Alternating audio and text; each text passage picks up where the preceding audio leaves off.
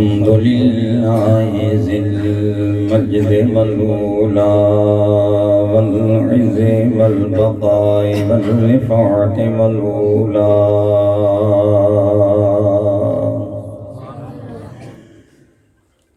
والعظمة والكبرياء والصلاة والسلام على عبده المصطفى خاتم الأنبياء وإمام الأتقياء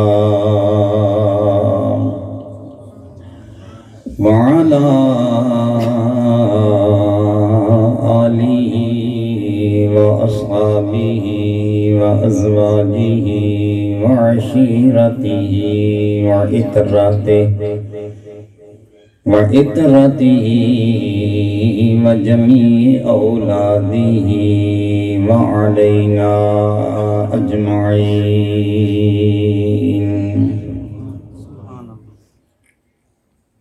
أما بعد فأعوذ بالله من الشيطان الرجيم. بسم الله الرحمن الرحيم. قال الله تبارك وتعالى في كلامه المجيد وفي الفرقان الحميد: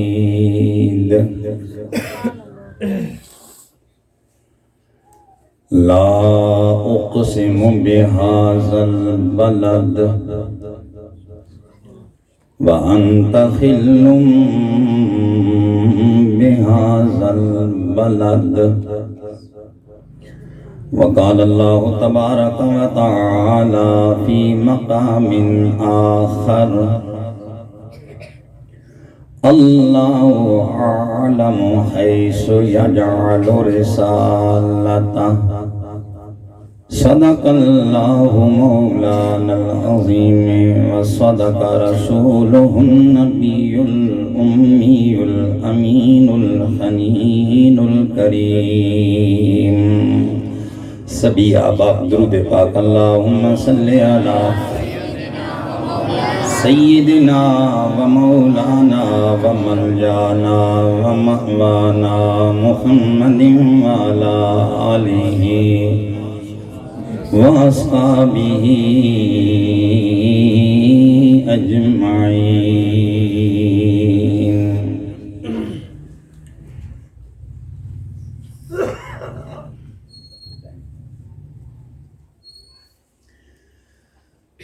آ گئے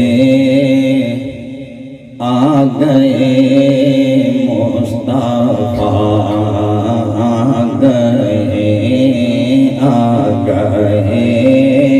آ گئے مصطفیٰ، آ گئے. آج دنیا میں خیر الورا، آج دنیا میں خیر الورا آ گئے. آج دنیا میں خیر الورا آ گئے. بزم کونین میں ہر طرف شور ہے، بزم کونین میں ہر طرف شور ہے کہ مصطفیٰ آ گئے، مصطفیٰ آ گئے، مصطفیٰ آ گئے، مصطفیٰ آ گئے، مصطفیٰ.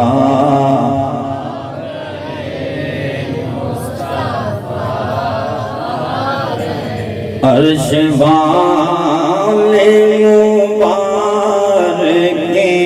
دینے لگے، عرش والے مبارکیں دینے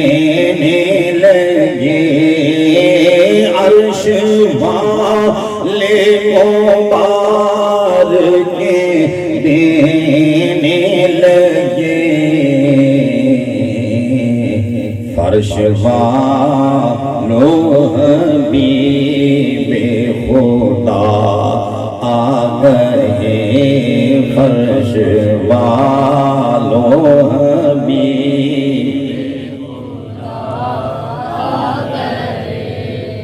سر ادب سے رسولوں کے بھی جھک گئے سر ادب سے رسولوں کے بھی جھک گئے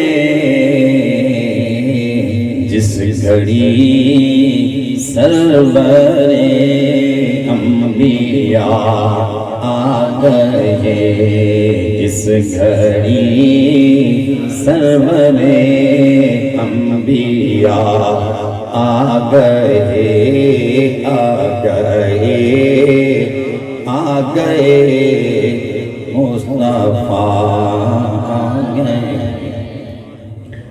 زینت مسند صدارت ہزاروں دلوں کی چاہت استعارہ علم و دانش مخدوم اہل سنہ حضرت والا شان حضرت قبلہ علامہ مولانا حاجی محمد اصغر صاحب دامت برکاتکم العالیہ میزبان مکرم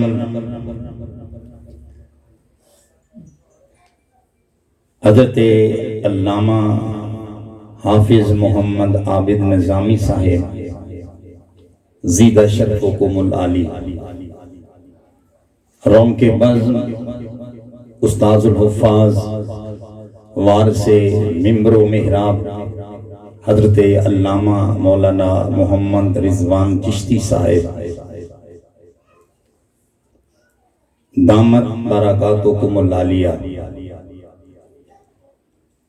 قبلہ حافظ محمد ساجد اقبال صاحب جناب محترم المقام جناب محمد منصور صاحب اور اس گھر کے خانوادے کے سرپرست جناب محمد اکرم صاحب اور دیگر حاضرین محفل بزرگوں دوستوں نوجوان ساتھیوں مجھے حضرت علامہ مولانا محمد عابد نظامی صاحب نے حضور نبی رحمت صلی اللہ تعالی علیہ وآلہ وسلم کے میلاد پاک کے ساتھ ساتھ حضور کے والدین کی عظمت اور ان کی شان کے حوالہ سے چند باتیں گوش گزار کرنے کے لیے حکم ارشاد فرمایا۔ اولاً دعا فرمائیے اللہ تعالیٰ کی ذات پاک کا کروڑ ہا شکر ہے جس رب کی ذات نے ہماری زندگی کے انتہائی بھیانک اور تاریک لمحات کو اس رسول گرامی کی محبت میں ان کی محبت کی جوت جگانے میں یہ صرف کرنے کی توفیق بخشی ہے۔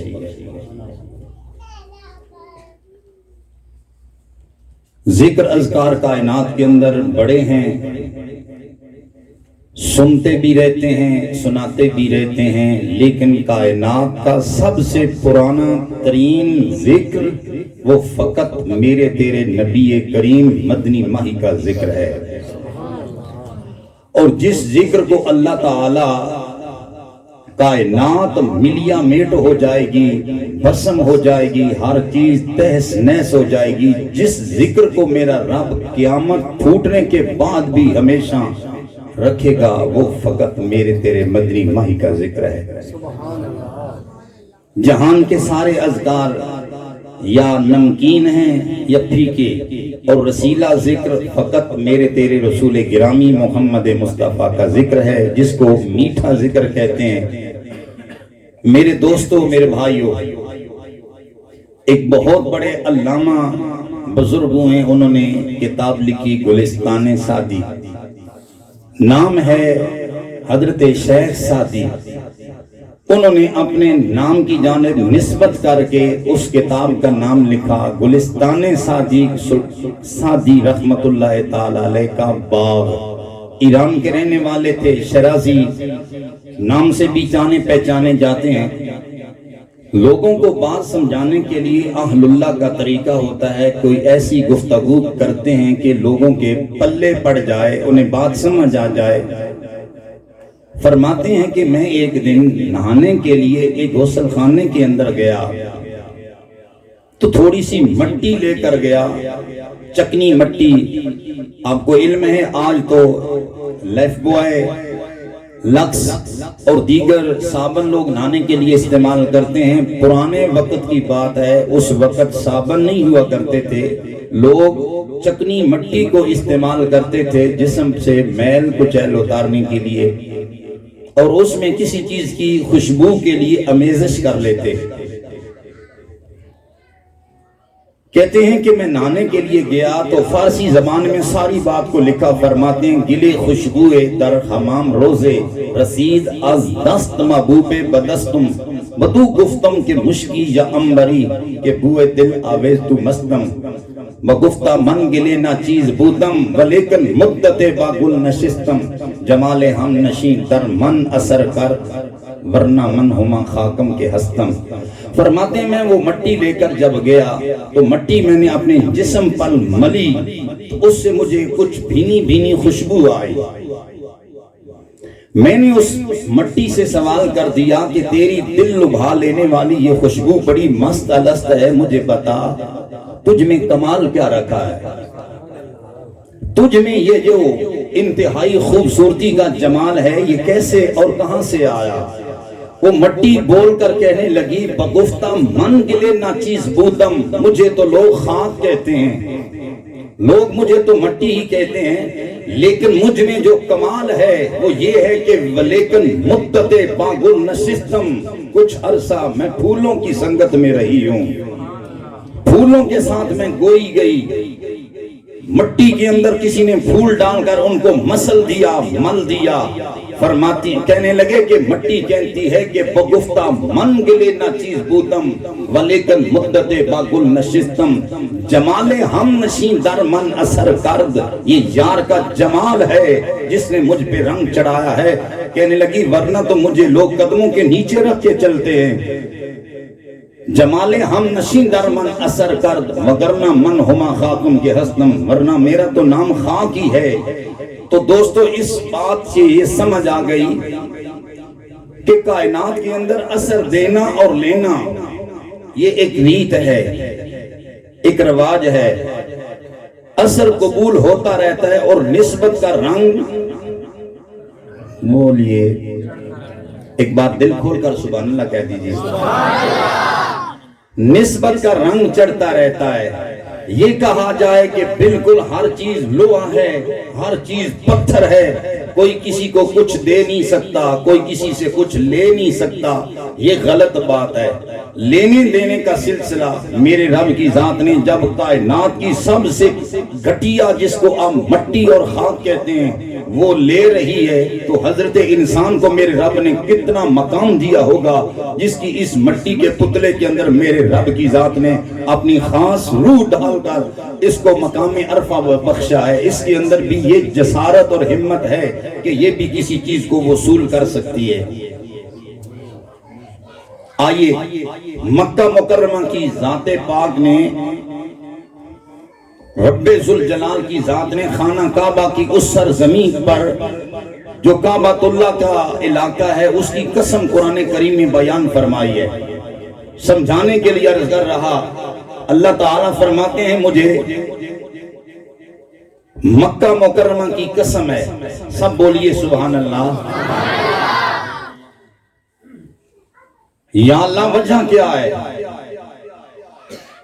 مکہ مکرمہ یا خانہ کعبہ کی قسم یا کعبۃ اللہ کی سرزمین کی قسم، وجہ کیا ہے یا اللہ تو نے مکہ مکرمہ کی قسم اٹھائی ہے؟ کیا وجہ یہ ہے کہ وہاں پر آب زمزم کا کنواں چلتا ہے، یہ انتہائی شیریں رواں چشمہ ہے، یا اللہ اس وجہ سے قسم اٹھائی، فرمایا نہ دانو اس وجہ سے قسم نہیں اٹھائی، یا اللہ کیا یہ وجہ ہے کہ وہاں پر صفا اور مروہ کی پہاڑیاں ہیں؟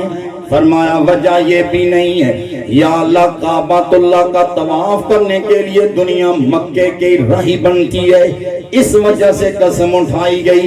فرمایا وجہ یہ بھی نہیں ہے، یا اللہ وہاں پر عرفات کا میدان ہے، اس وجہ سے قسم اٹھائی۔ فرمایا وجہ یہ بھی نہیں ہے، مینا کی وادیوں کی قسم اٹھائی۔ فرمایا وجہ یہ بھی نہیں ہے، یا اللہ پھر ہمیں سمجھ آ جائے کس وجہ سے قسم اٹھائی۔ فرمایا لوگوں اس کے بعد پڑھو تمہیں قرآن بتا دے گا میں نے قسم کس وجہ سے اٹھائی ہے۔ یا اللہ کیا پڑھیں؟ فرمایا پڑھو کہ وَأَنْتَ خِلٌّ بِهَذَا الْبَلَدِ، او لوگوں میں نے مکہ کی قسم اس وجہ سے اٹھائی ہے کہ مکہ کی دھرتی نے میرے یار مدینے کے سلطان کے قدموں کو بوسے دیے۔ سبحان اللہ، تکبیر، اللہ اکبر، رسالت یا رسول اللہ، تحقیق حیدری۔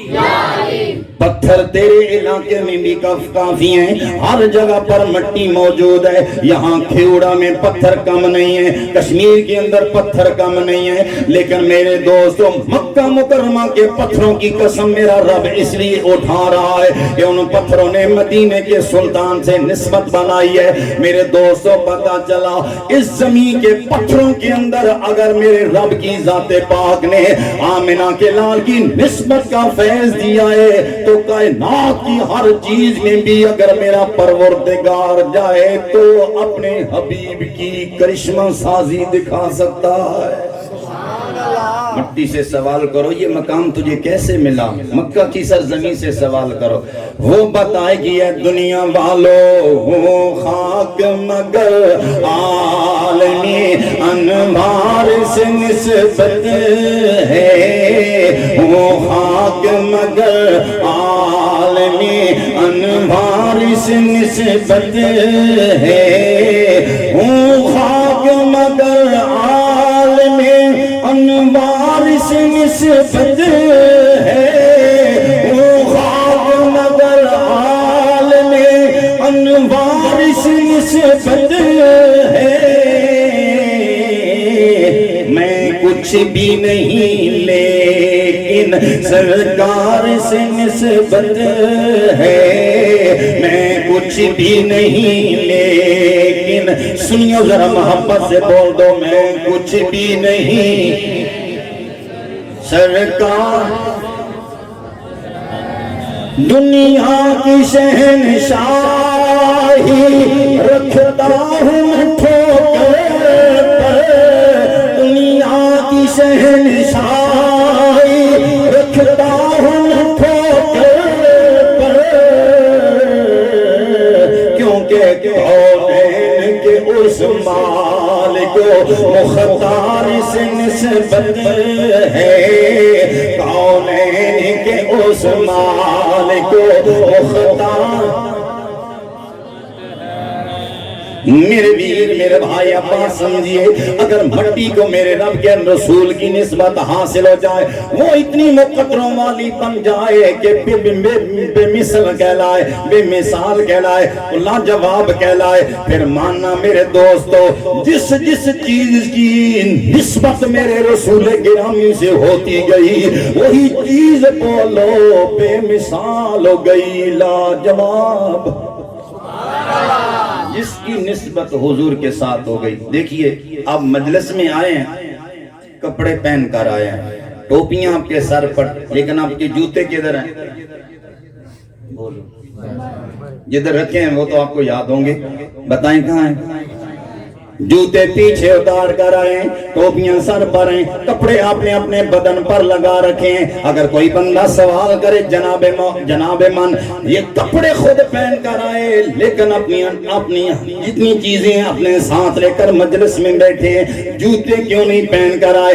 آپ کہیں گے مولانا یہ بڑی بری بات ہوتی ہے، جوتے بندہ بغل میں دبا کر آ کر مجلس کے اندر بیٹھے، یہ رضالت والا معاملہ ہے، جوتے ناپاک چیزیں ہوتی ہیں۔ اور میرے میر تیری میری نسبت جن جوتوں سے ہو جائے، وہ جوتے بندہ اٹھا کر مجلس میں آئے، دنیا کہے کہ یہ کمینگی ہے، یہ بندہ بھی بڑا کمینہ ہے، لیکن میرے دوستوں کوئی جوتے تھے جن کی نسبت میرے مدنی ماہی سے ہوئی تھی، وہ گائے کے چمڑے کا بنا ہوا جوتا میرے نبی کے قدموں میں آیا۔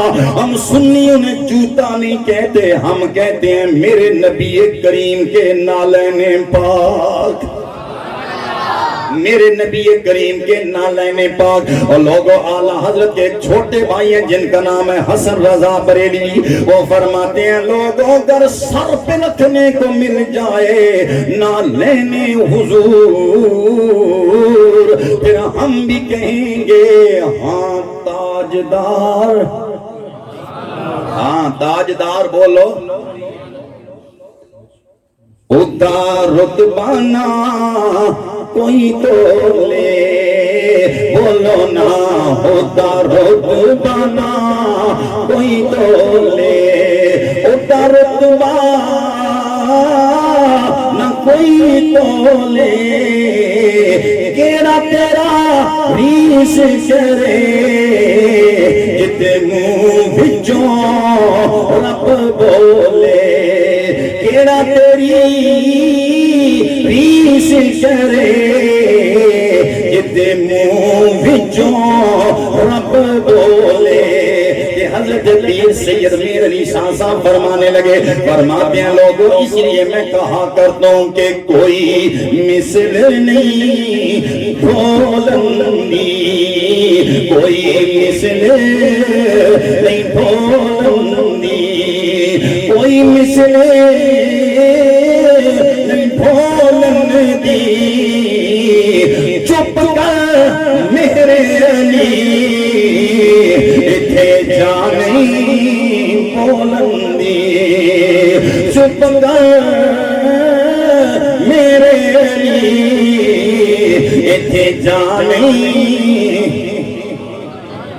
میرے ویر میرے بھائی، اللہ کی قسم بندے کے جسم سے ایک ناپاکی نکلتی ہے جس کو چھوٹا پیشاب کہا جاتا ہے، یہ بول کہلاتا ہے۔ لوگوں اس کی نسبت اگر میرے نبی کریم کے ساتھ ہو جائے، تیرے میرے کپڑے پر اگر ہمارا چھوٹا پیشاب لگ جائے، ہمارے کپڑے ناپاک ہو جائیں، علماء چیخ چیخ کر کہیں گے ایک درہم کی مقدار سے کم ہوگا تو نماز ہو جائے گی، اگر درہم کی مقدار بن جائے یا اس سے زیادہ لگ جائے کپڑے ناپاک ہو جائیں گے، بدن پر لگ جائے بدن ناپاک ہو جائے گا۔ میرے دوستو ایک شام کی بات ہے، میرے نبی کریم نے کسی برتن کے اندر اپنا بول مبارک فرمایا، ام ایمن میرے نبی کریم کی لونڈی ہے، حضور کی کنیزہ ہے، لوگوں وہ پانی رات کو تلاش کر رہی ہیں، بھول گئی کہ یہ کیا ہے، پیالہ وہی انہیں نظر آیا جس میں میرے نبی کریم نے بول مبارک فرمایا تھا، انہوں نے نہ آؤ دیکھا نہ تاؤ دیکھا، جلدی سے وہ پیالہ اٹھایا، اٹھا کر منہ سے لگا دیا،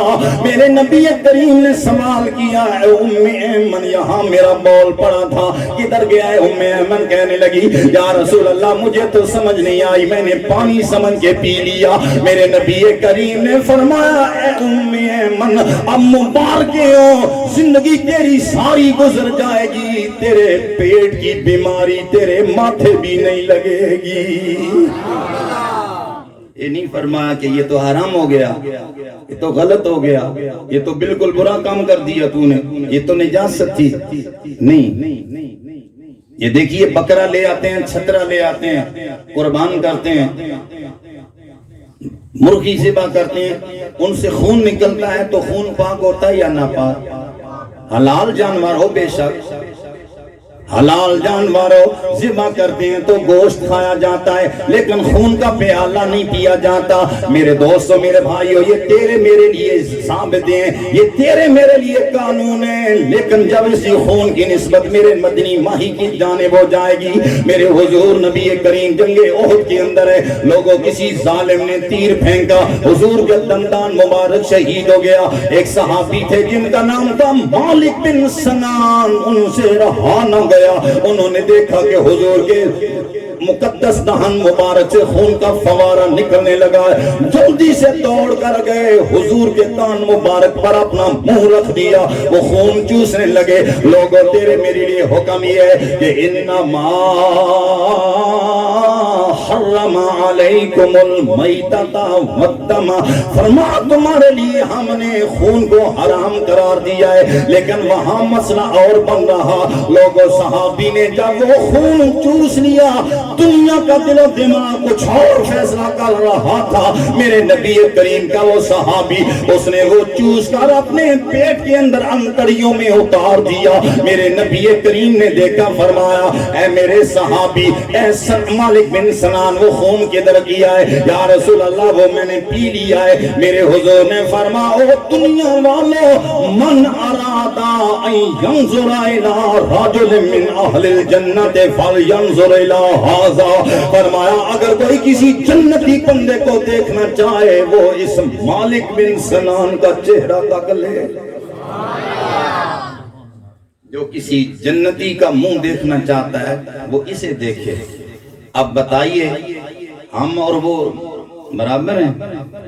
लंबी बात नहीं करना चाहता मेरे भाई मेरे दोस्त, बताना ये चाहता हूँ कि जहाँ मेरे तेरे नबी करीम की निस्बत हो जाए, वो चीजें जो हमारे दिलो दिमाग में आती हैं, हम समझते हैं कि ये करीही चीजें हैं, ये नापाक चीजें हैं, ये मकरूह चीजें हैं, ये हराम चीजें हैं। अगर उनकी निस्बत मेरे रसूल की जानिब हो जाए, खुदा की कसम अर्श से ज्यादा पाक हो जाती हैं, अर्श से ज्यादा मुअत्तर हो जाती हैं, अर्श से ज्यादा वो मुअम्बर हो जाती हैं। अल्लाह ताला उनकी निस्बत बढ़ा देता है। लेकिन आज तेरे मेरे मुआशरे में कितने लोग हैं और फौरते हैं, कहते हैं कि नबी करीम के वालिदैन मुशरिक थे, वालिदैन के हवाला से तरह बतरा ज़बान दराजी की जाती है और कहते हैं जी नबी करीम तो बाद में आए, वालिदैन पहले हो गुजरे, वो तो जनाब मुशरिकाना जिंदगी गुजार गए। मैंने कहा मेरे वीर खुदा की कसम तू ये नहीं देख रहा कि किन के वालिदैनों की बात कर रहा।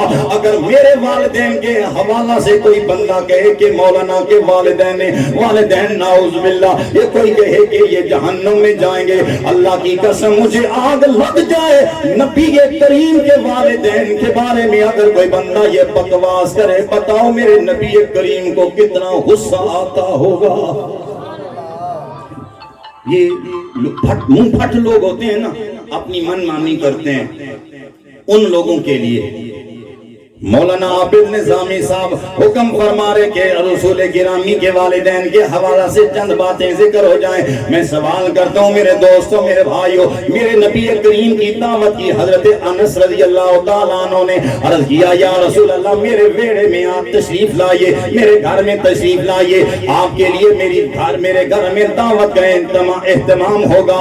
हुजूर तशरीफ ले गए, सरकार ने खाना तनावल फरमाया। हजरत अनस फरमाने लगे या रसूल अल्लाह हाथ धो लीजिए। सरकार के सामने एक रुमाल पेश किया, सरकार ने उस रुमाल के साथ हाथ पूंछ दिए। हज़रत अनस फरमाते हैं लोगों वो दिन गया, ये दिन आ गया जिस वक्त भी मैंने उस रुमाल या तंदूरी या उस कपड़े को साफ करना होता है, पानी नहीं लगाता, पानी से साफ नहीं करता, और लोगों मैं वो रुमाल तंदूर में डाल देता हूँ, खुदा मैल को जला देता है और वो मेरा कपड़ा बाकी रह जाता है। मुझे पता मेरे वीर, मुझे पता मेरे दोस्त, जिस कपड़े के साथ एक लम्हे के लिए मेरा नबी हाथ मस कर जाए, उस कपड़े को दुनिया की आग छूती नहीं है। तो जिस माँ के रेम में मेरा नबी 9 महीने रह कर आया है, उस माँ के रुतबे का कमाल क्या होगा।